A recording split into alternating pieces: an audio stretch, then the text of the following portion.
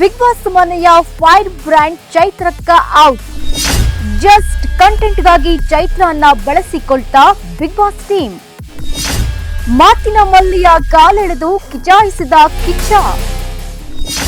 Big boss ಬಿಟ್ರು ಕಿಚ್ಚ ಬಿಡ್ಲಿಲ್ಲ, ಭವ್ಯಾಗೆ ಕರ್ಮ ರಿಟರ್ನ್ಸ್. ದೊಡ್ಡಮನೆಗೆ ನರಕವಾಸಿಯಾಗಿ ಬಂದಿದ್ದ ಚೈತ್ರ ಮಾತಿನ ಮಲ್ಲಿಯಾಗಿ ಬಾಯಿ ಮಾತಿಂದಲೇ ಬರೀ ಬಿಗ್ ಬಾಸ್ ಮನೆಯಲ್ಲ, ಇಡೀ ರಾಜ್ಯದಲ್ಲಿ ಹೆಸರು ಮಾಡಿದ್ದಾರೆ.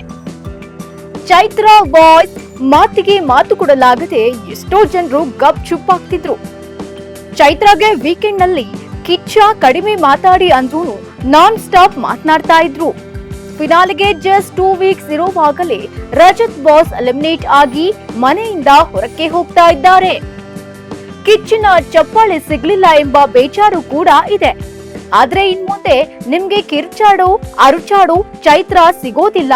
ನಿಮ್ಗೆ ಬೇಜಾರಾದ್ರೂ ಸಹ ನಾನು ಮಾತನಾಡೋದು ಬಿಡೋದಿಲ್ಲ. ಎಲ್ರಿಗೂ ಥ್ಯಾಂಕ್ ಯು ಸೋ ಮಚ್. ನನ್ಗೆ ಉತ್ತಮ ಕೊಟ್ಟು ಮನೆಗೆ ಕಳುಹಿಸ್ತಿದ್ದೀರಾ, ಥ್ಯಾಂಕ್ ಯು ಎಂದ್ರು.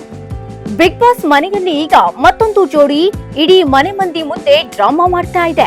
ರಾತ್ರಿ ಮಲಗುವುದನ್ನ ಬಿಟ್ಟು ಬೆಳಗ್ಗೆ 5 ಗಂಟೆಯವರೆಗೆ ಒಟ್ಟಿಗೆ ಕುಳಿತು ಹರಟೆ ಹೊಡೆದಿದ್ದಾರೆ ತ್ರಿವಿಕ್ರಮ್ ಮತ್ತು ಭವ್ಯ.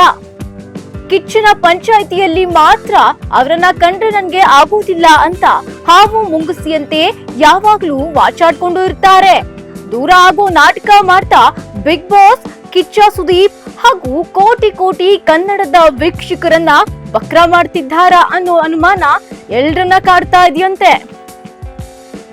ರಂಜಿತ್ ಹಾಗೂ ಲಾಯರ್ ಜಗದೀಶ್ ಮೇಲೆ ಕೈ ಮಾಡಿದ್ರು ಎಂಬ ಕಾರಣಕ್ಕೆ ಬಿಗ್ ಮನೆಯಿಂದ ಆಚೆ ಹೋದ್ರು. ಅಂತಹದ್ದೇ ಒಂದು ತಪ್ಪನ್ನ ಭವ್ಯ ಕೂಡ ಮಾಡಿದ್ದಾರೆ.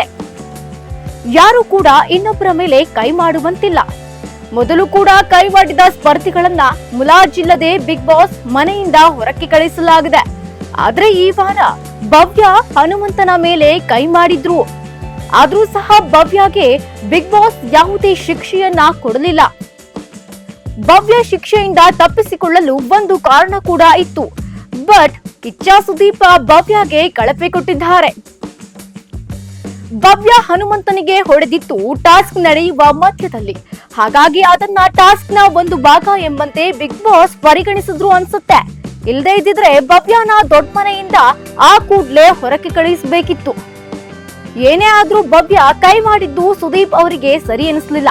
ಆದ್ದರಿಂದ ಈ ವೀಕೆಂಡ್ ನಲ್ಲಿ ಸುದೀಪ್ ಶಿಕ್ಷೆ ನೀಡಿದ್ರು.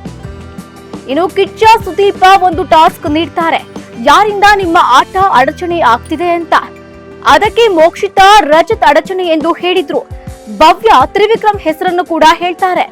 ಎಲ್ಲೋ ಒಂದು ಕಡೆ ತ್ರಿವಿಕ್ರಮ್ ಯೂಸ್ ಮಾಡುವ ಸ್ಟ್ರಾಟಜಿ, ಮಾತಾಡೋ ರೀತಿ, ಮಾತು ನನ್ನ ಆಟಕ್ಕೆ ತೊಂದರೆ ಆಗಿ ಮುಂದೆ ಹೋಗ್ಲಿಕ್ಕೆ ಅನುಕೂಲ ಆಗ್ತಾ ಇಲ್ಲ ಎಂದು ಭವ್ಯ ಹೇಳ್ತಾರೆ. ಗೌತಮಿ, ಮಂಜು, ತ್ರಿವಿಕ್ರಮ್ ಮುಂತಾದವರು ಹನುಮಂತು ಹೆಸರನ್ನ ತೆಗೆದುಕೊಳ್ತಾರೆ. ಇನ್ನೊಂದು ಮಜಾ ಏನಂದ್ರೆ ಇದೆಲ್ಲದಕ್ಕೂ ಸೇರಿ ಮೊದಲ finalist Baahubali Hanumantha punching dialogue ಹೊಡೆದ್ರು. ನಾನ್ ಆಟ ಚಾಲೂ ಮಾಡಿ ಬಾಳ್ ದಿನ ಆಗೈತ್ರಿ ಸರ, ಆದ್ರೆ ಇವ್ರಿಗೆ ಇವತ್ ಗೊತ್ತಾಗೈತ್ರಿ ಎಂದು ಹೇಳಿದ್ದಾರೆ. ಈ ಮಾತು ಕೇಳಿ ಕಿಚ್ಚ ಸುದೀಪ್ ಬಿದ್ದು ಬಿದ್ದು ನಕ್ಕಿದ್ದಾರೆ.